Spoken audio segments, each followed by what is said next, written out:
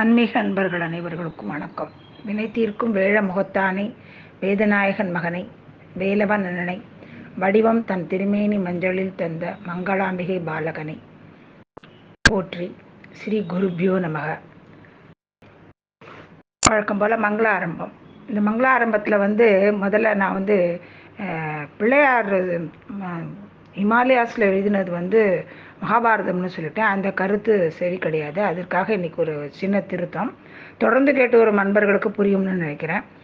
முத்தமிழ் அடைவினை முற்படுகிறிதனில் முற்பட எழுதிய முதல்வோனே அப்படிங்கிறது அகஸ்தியர் முத்தமிழை சொன்னதை இவர் பிள்ளையார் அதை மேருமலையில் தன்னோட தந்தத்தால் பொறிச்சார் அப்படிங்கிறது. இது ஆத்தென்டிக் அப்படிங்கிறத கிருபானந்த வாரியாரை கன்சல்ட் பண்ணி தெரிஞ்சுட்டா. ஆனால் இது கர்ண பரம்பரையாக வந்தது தான், அதுக்கு எழுத்து வடிவில் ஆதாரம் கிடையாதுன்னு வாரியார் சாமிகள் சொன்னதாகவும் ராகணபதி அண்ணா தெய்வத்தின் குரலில் குறிப்பிட்டிருப்பா. ஆனால் அது ஆத்தென்டிக் தான் அப்படின்னு எப்படி பெரியவா சொல்லுவா அப்படின்னாக்கா, இந்த ஔவையார் பிள்ளையார்கிட்ட கேட்குறா இல்லையா, பாலும் தெளிதேனும் பாகும் பருப்பும் இவை நாளும் கலந்துனக்கு நான் தருவேன், கோலம் செய் துங்க கரிமுகத்து தூமணியே நீ எனக்கு சங்கத்தமிழ் மூன்றும் தானே. இந்த சங்கத்தமிழ் மூணையும் கொடுத்துட்றாரோன்னு. ஸோ அது ஆத்தென்டிக்னு ஆகிடுறது. இப்போ ஔவையார் பிள்ளையாரோட பக்தரை அவர் எப்படி ஹெல்ப் பண்ணுறார் அப்படின்னா, இன்னைக்கு சுந்தரமூர்த்தி நாயனார், சேரமான், ஔவையார் இவ 3 பேரையும் சேர்த்தே பார்ப்போம்.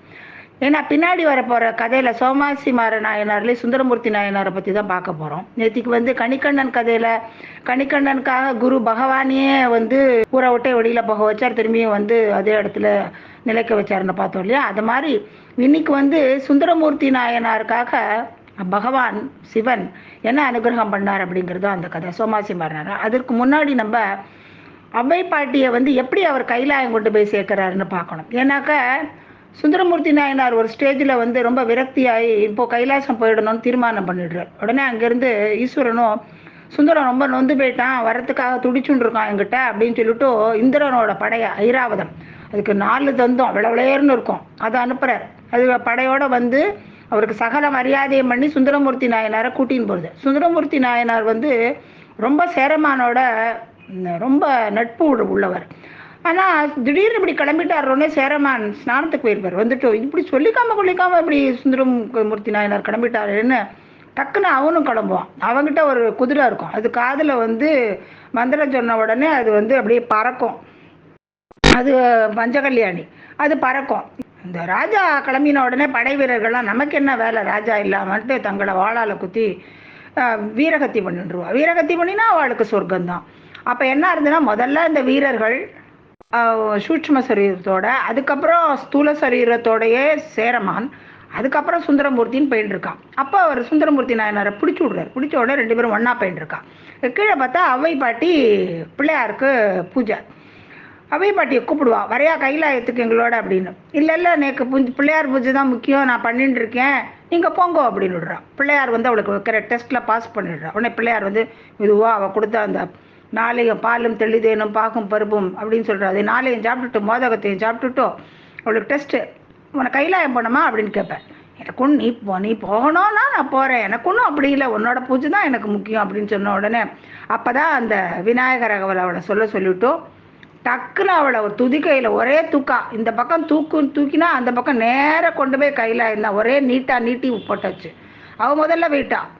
2 பேரும் பின்னாடி சேர்றா. வந்த உடனே எப்படி நீ பின்னாடி இது வரவே இல்லையே, எப்படி சேர்ந்த அப்படின்னு கேட்குறா. உடனே அவள் சொல்கிறா, மதுரமொழி நல்வுமையால் சிறுவன் மலரடியை முதிர நினைய வல்லார்க்கு அரிதோ, முகில் போல் முழங்கி அதிர வருகின்ற யானையும் தேரும் அதன் பின் சென்ற குதிரையும் காதம் கிழவியும் காதம் குலமன்னனே.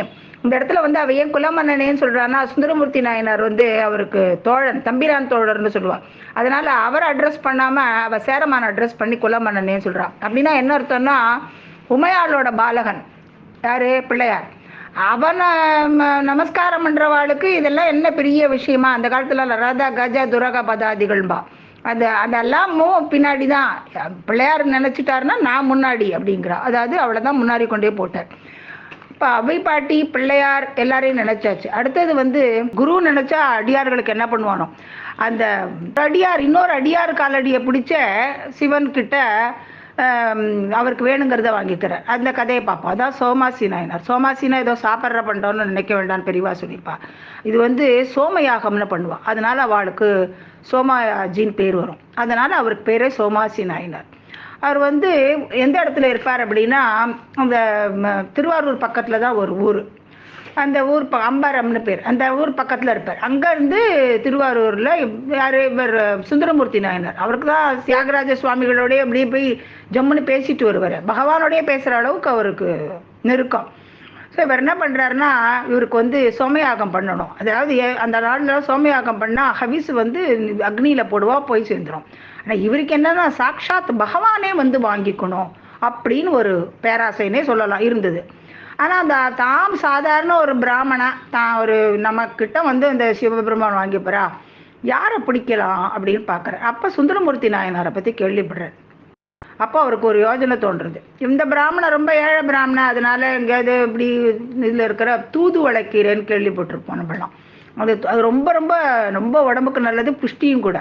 அந்த தூதுவளைக்கீரையை பறித்து கொண்டு வந்து அவரோட மனைவியிட்ட கொடுப்பார். அவளும் ஏதோ சமையல் பண்ணி கொடுப்பார். அப்படி தான் எளிமையாக சாப்பிட்டுட்டு இருப்பார். சாஸ்திரோத்தமாக ஒரு பிராமணன் எப்படி இருக்கணுமோ அப்படி தான் வாழ்ந்துட்டு இருக்கார்.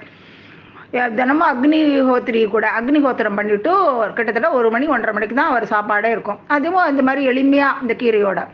அப்போ அவருக்கு தோணும், சரி இந்த தூதுவளைக்கீரை நிறைய யதேஷ்டமாக கிடைக்கிறது, இதையே கொண்டு போய் அவர் கொடுப்போம் அப்படின்ட்டு திருவாரூருக்கு தினம் போய் இந்த தூதுவளைக்கீரையை கொடுத்துட்டு வருவார். பறவை நாச்சியார் வீட்டில் அவர் இருந்துட்டு இருக்கார். அப்போ அவருக்கு சங்கிலி நாச்சியார் பறவை நாச்சியார் 2 பேரும் தெரியும். சங்கிலி நாச்சியார் வீட்டுக்கு சிவபெருமானே தூது கூட போய் இருக்கார். அந்த அளவுக்கு அவளுக்கு ஒரு நெருக்கமான நட்பு சிவபெருமானுக்கும் சுந்தரமூர்த்தி நாயனாருக்கும்.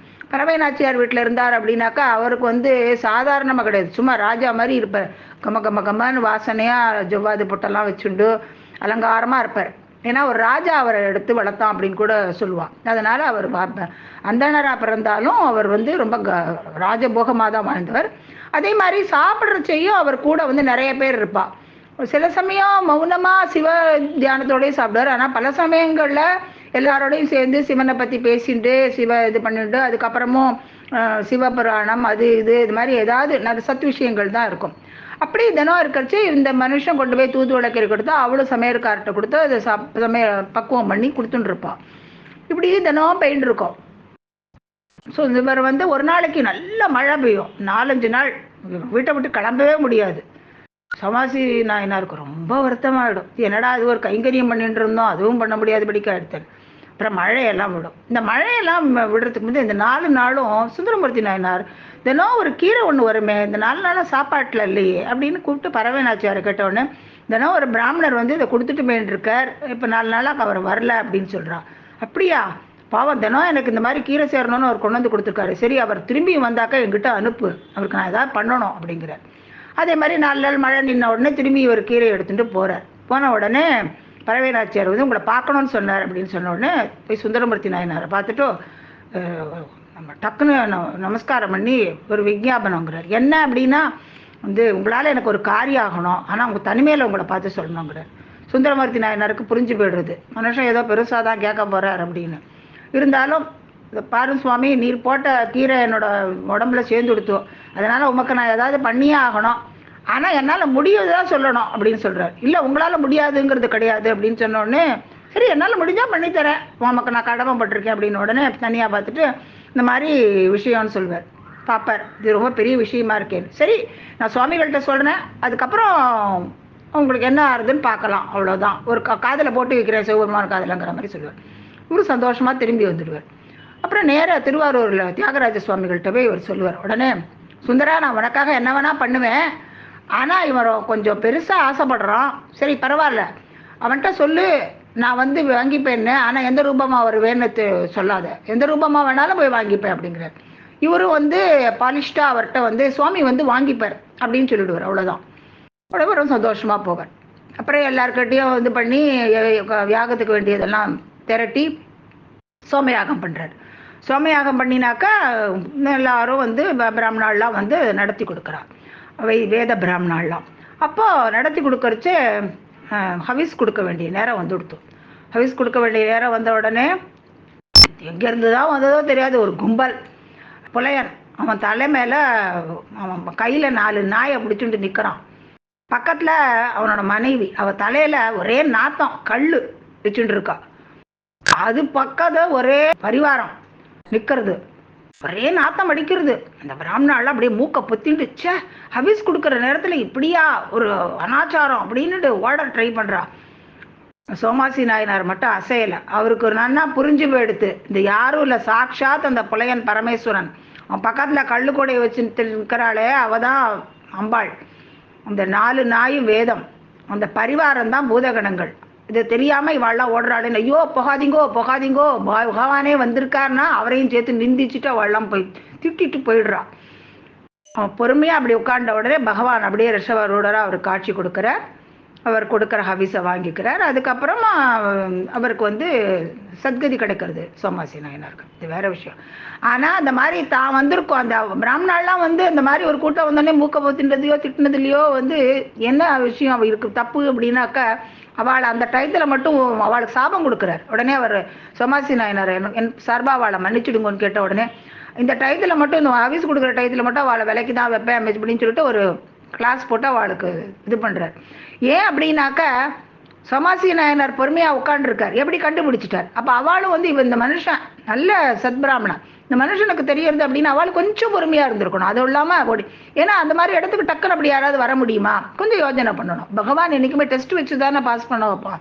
அவ்வையாருக்கு வச்ச டெஸ்ட்டில் அவ்வையார் பாஸ் பண்ணிட்டா, அவளை கைலாயத்தில் நேராக கொண்டே பிள்ளையார் தப்புன்னு போட்டார். அதே மாதிரி சோமாசி நாயனாருக்கு வச்ச டெஸ்ட்லையும் பாஸ் பண்ணிட்டார். அதுவும் யாரை பிடிச்சு, சுந்தரமூர்த்தி நாயனாரை பிடிச்சி. சுந்தரமூர்த்தி நாயனார் அவ்வளோ க்ளோஸு அப்படின்னு தெரிஞ்சு, இந்த சுந்தரமூர்த்தி நாயனாரும் சேரமானும் தான் அந்த குதிரையில் போகிறச்சே அவையார கூட்டமாக அதான் இவாளுக்கு எல்லாருக்குமே சிவபெருமான தொடர்பு இருக்குது.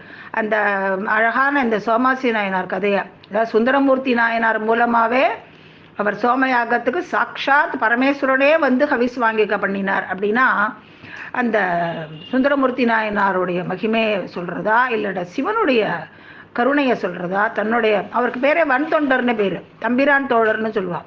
அப்பப்போ சிவபெருமான திட்டக்கூட செய்வார் கோவம் வந்ததுன்னா.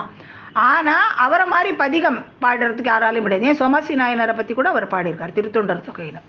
அதனால் இன்னைக்கு ஔவையார், பிள்ளையார், சுந்தரமூர்த்தி நாயனார், பரமேஸ்வரன் இவாளெல்லாம் நினச்சி, நேத்திக்கு வந்து கணிக்கண்ணன் கதையில் பகவான் எப்படி அனுகிரகம் பண்ணானா, இன்னைக்கு ஈஸ்வரன் வந்து சுந்தரமூர்த்தி நாயனாருக்காக சாக்ஷாத் தானே வந்து ஹவிஸ் வாங்கிண்டா அப்படிங்கிற பெருமையை கொண்ட இந்த சோமாசி நாயனார் கதையோட இன்னைக்கு நம்ம ஆன்மீக சிந்தனைகளை முடிச்சுக்கலாம். அஞ்சிலே ஒன்று பெற்றான், அஞ்சிலே ஒன்றை தாவி, அஞ்சிலே ஒன்றாராக ஆரியர்க்காக ஏகி, அஞ்சிலே ஒன்று பெற்ற அனங்கை கண்ட அயலார் ஊரில் அஞ்சிலே ஒன்று வைத்தான், அவன் நம்மை அழித்து காப்பான்.